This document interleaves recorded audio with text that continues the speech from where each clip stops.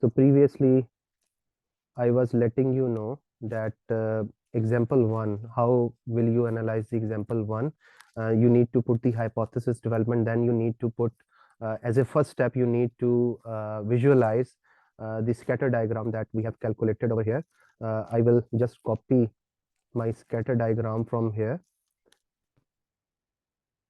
This is the first step of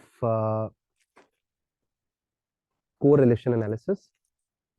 Whenever you need to analyze your data using the correlation analysis, you need first you need to analyze the scatter diagram. It will show you whether there is a linear relationship or not.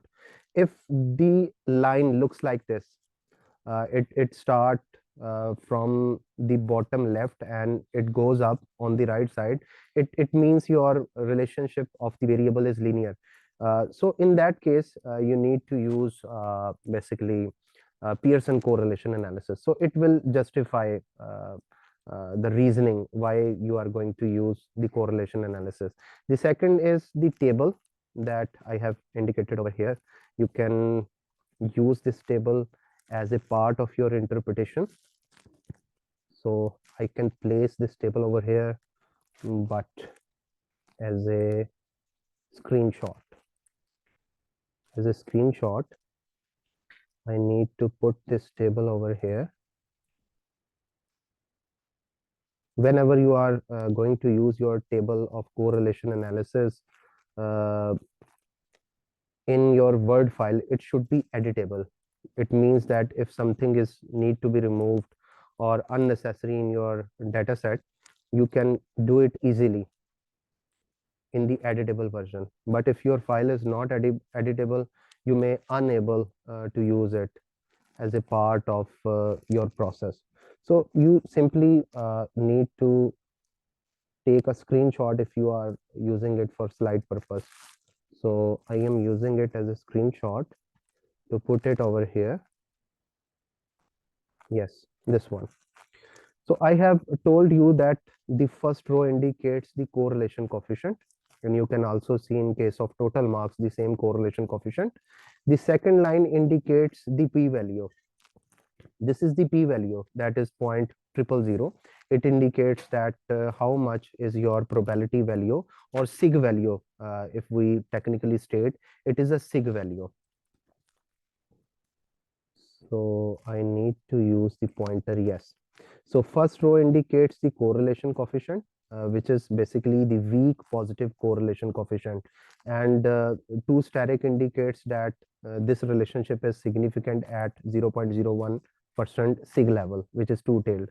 The second row indicates the p-value, which is less than 0.05, and third value indicates the number of observations. So in both cases, in case of GPA and in case of total marks, there are 105 respondent that may have responded to your questionnaire or survey, or you may have collected data from 105 observations.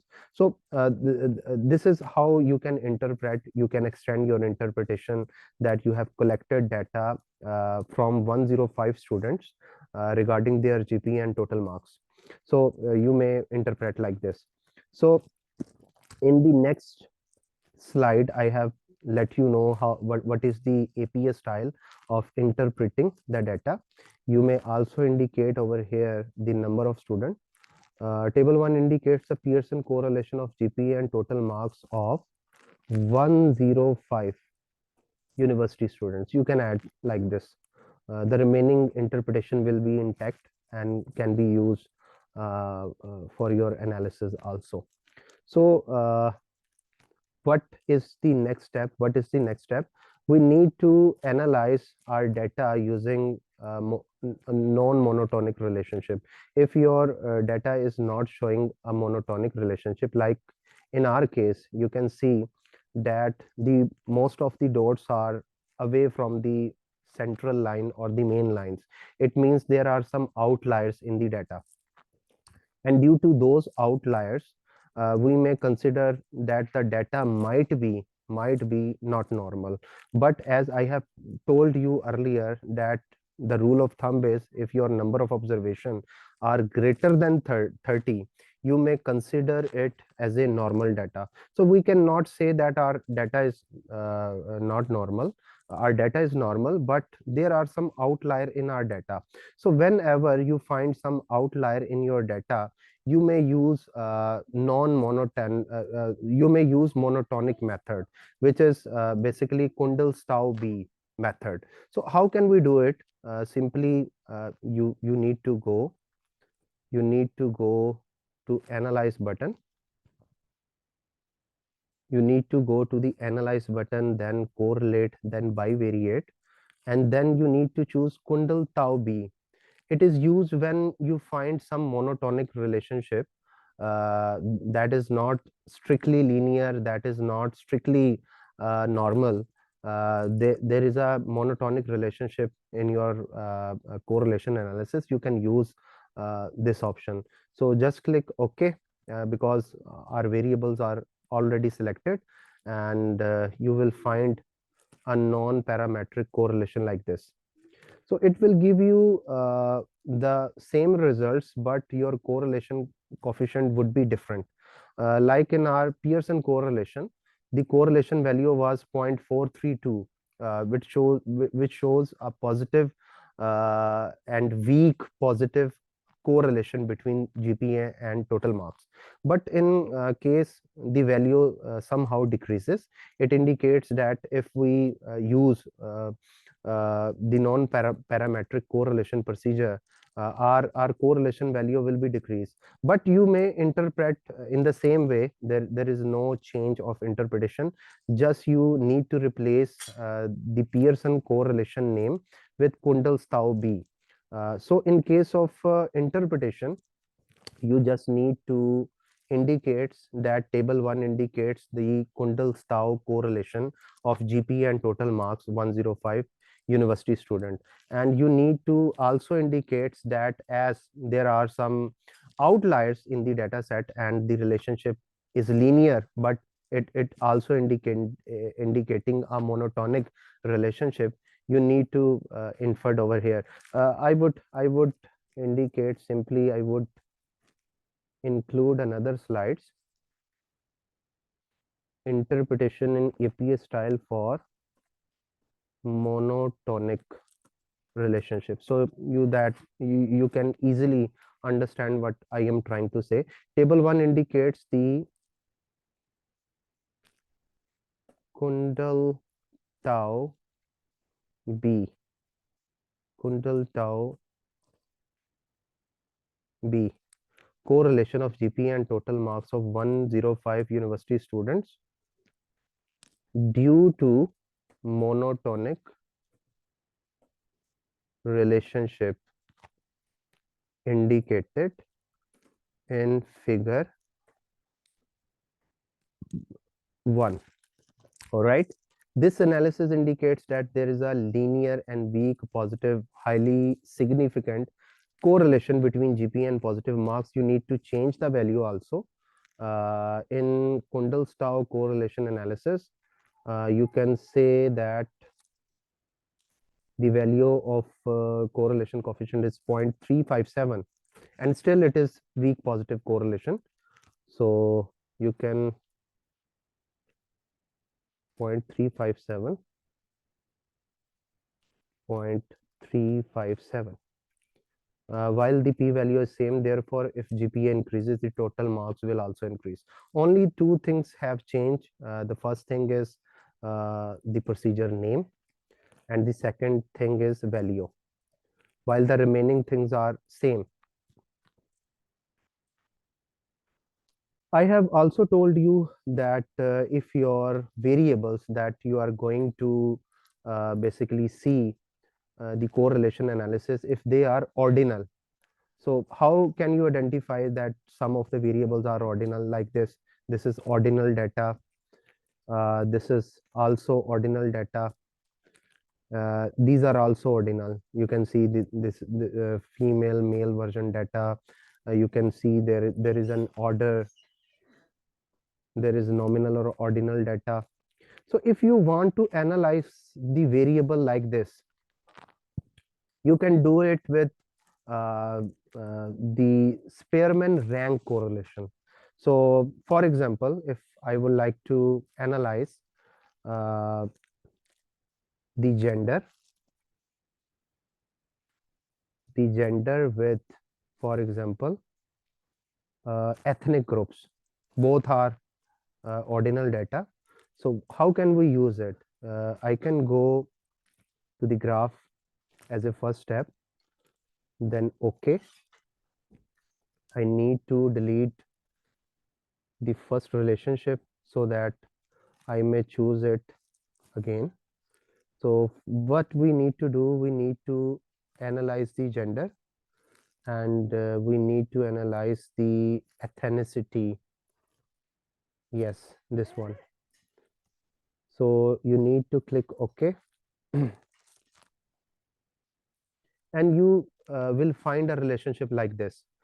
This is non-linear relationship, and you cannot justify whether this is positive relationship, this is negative relationship. We can also draw a line. You can see that the option is not open here because the relationship is not significant, or the relationship is not basically linear. Whenever the relationship is linear, this option will be on. So it is indicating either the relationship is like this or like this. So reference like lines you can put over here, either a horizontal line or a vertical line, but you cannot add a linear line over here because the relationship is not linear. So we can put this line, or we can also put this line, and you cannot basically identify which type of relationship is here. We may consider it as a non-linear relationship. So whenever we find out that this relationship is not linear, just copy it from here and put it here in your interpretation file like this. I will decrease the size, and I will put here the title of this figure as a figure 2, and the title of it is scattered diagram of gender and ethnicity.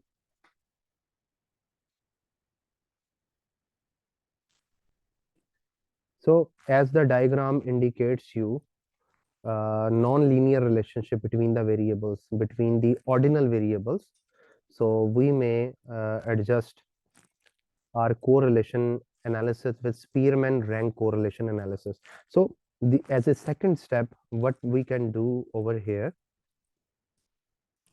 we can go to analyze button, then we go to correlate, then bivariate, and we need to put here both of the ordinal variable like gender and ethnicity. And now we need to check the Spearman correlation. So if your variables are continuous and the relationship is linear and normal, you can use Pearson. If your relationship is monotonic, means non-linear is there or something different from linear, you can use Kundal-Stauby with the same type of variables like continuous variable. But if your variables are ordinal, you need to use Spearman rank correlation. So you need to check it and click OK, and you will find a correlation like this. So you need to copy the correlation table from here, and you need to put it here. You can format this table according to APA style, but we need to basically find out how we can interpret it. First, there is a weak positive and almost zero correlation, you can say, if you remember the guidelines that I have provided you regarding the interpretation in this slide. I have told you, if the value of correlation is 0 or near to 0, we can say that there is no correlation. If the value is between 0 and 0.50, it is weak positive correlation. Either the correlation is weak or it is most probably the zero correlation. So here the value, if you can see, I want to increase the size. You can see that the value is 0.05. It is near to 0. So we can interpret it that there is no correlation, or there might be very weak correlation between ethnicity and gender. And you can also see that the sig value is greater than 0.50. It is almost 58%. So if the sig value is greater than 0.05, we can say that it is insignificant. So how can we interpret? Here we can interpret, if we consider it as a table 2. Table 2 indicates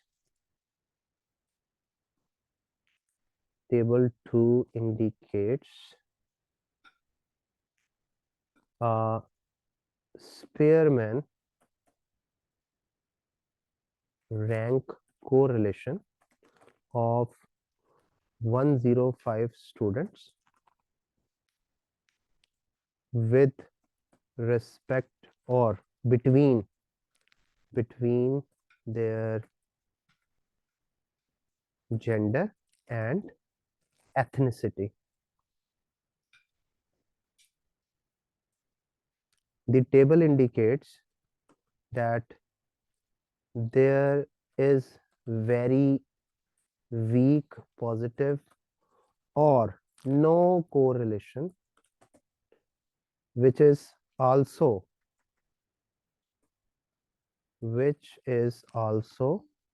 not significant,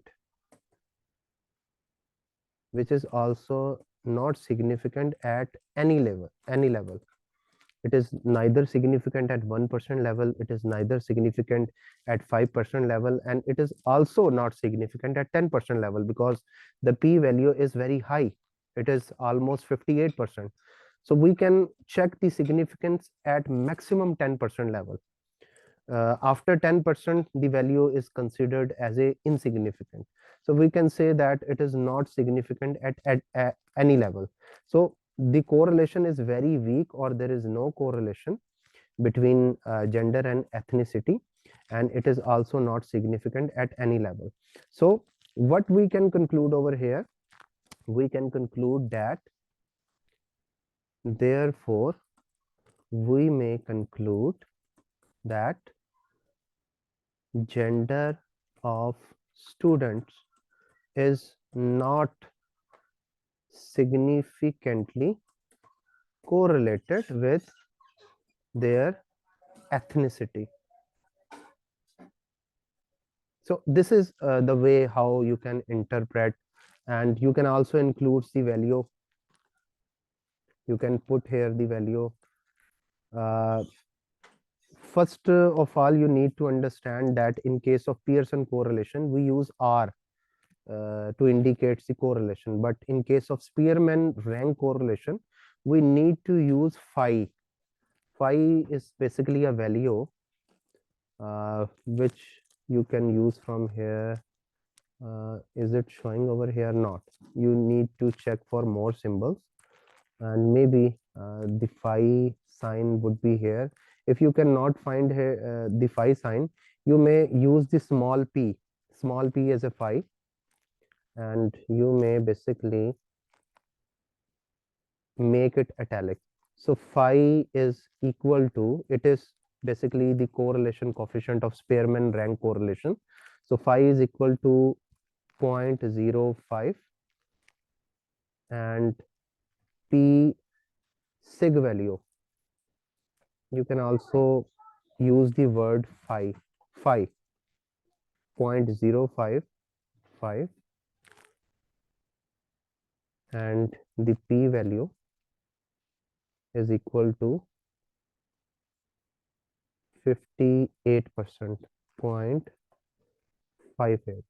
which is greater than your any level of significance. So this is the way you can interpret a Pearson correlation, Spearman correlation, and others correlation. So I would request you to please analyze your data using example to identify which variables are basically ordinal variable in your example 2, and try to analyze your data using those variables. You have 10 minutes. I will stop the recordings over here. I will mute my mic, and if you have any question you may ask in the chat box, and till then you can analyze your data and take a 10 minutes break also. All right. Recording has been started. Can you hear me clearly, everyone? I have adjusted my mic, so I want to know whether you can hear me clearly. All right, all right.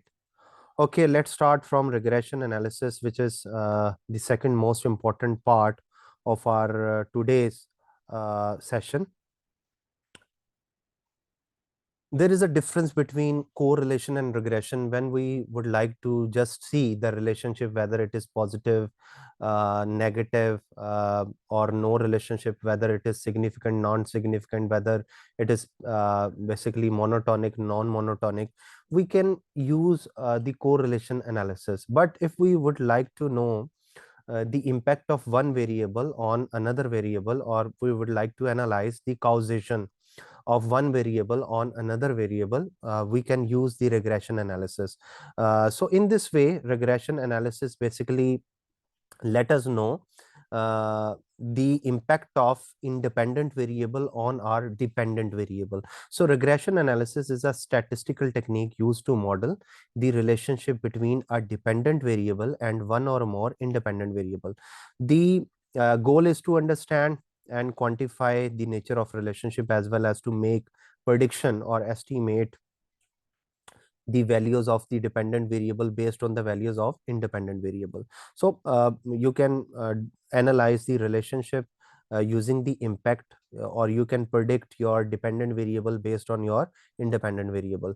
In simple terms, regression analysis seeks to find the best fitting line or curve that represent the relationship between variable. This line is called the regression line, and it serves as the predictive model. The basic idea is to identify how changes in one or more independent variable are associated with changes in the dependent variable. Its interpretation will be more complex as compared to correlation analysis, because a number of tables will be involved in regression analysis procedure. First, we need to understand the difference between simple linear regression analysis and multiple linear regression analysis. In simple linear regression analysis, there is a single independent variable. So whenever you need to predict your dependent variable based on single independent variable or one independent variable, you are using basically simple linear regression model. So in case of simple linear regression model, there is one independent variable that needs to predict the dependent variable. The relationship is represented by a straight line. The model looks like this: y is equal to beta naught plus beta 1 x and plus error term. So it is a pure econometrics term that need to be analyzed. Y represent the dependent variable, while beta naught represent the constant term. Beta 1 is basically the slope of x, and x is basically the independent variable. So when we need to analyze the impact of independent variable, one independent variable on dependent variable, we are using the simple linear regression model. So error term basically captures the effect of those variables which were not included in your model. So sometimes we may skip, or we may forget to include some factors or some variables. uh, we may not include it in our model. So error term basically captures the impact of those variables. So y is the dependent variable, x is the independent variable, beta naught is the intercept, or you can say it is a constant term, beta 1 is the slope, and e is the error term. Multiple regression. In multiple regression, there are multiple independent variable. It means more than once, predicting the variation in the dependent variable. So when more than one independent variable predict one dependent variable, it is a case of multiple regression. So the relationship is represented by a hyperplane in a multidimensional space. Y is equal to beta naught plus beta 1 x1 plus beta 2 x2 and so on. So there are multiple independent variable in case of multiple regression model. So y is the dependent variable, x1, x2, xn are the independent variable, beta naught is the intercept or constant term, beta 1, beta 2, beta n are the coefficients, and e is